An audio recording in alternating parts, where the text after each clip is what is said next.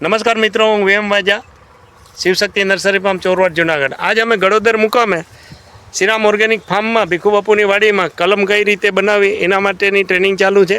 આજે ટ્રેનિંગ માટે આ વિદ્યાર્થી આવેલા છે. વિદ્યાર્થી આવ્યા છે. ભાઈ, તમારું કયું ગામ?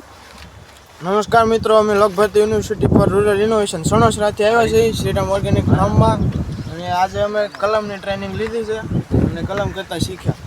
તો મિત્રો, આ કલમ કઈ રીતે બનાવી એ આજે સણોસરા જે યુનિવર્સિટી છે એમાંથી ટ્રેનિંગ માટે આવેલા છે.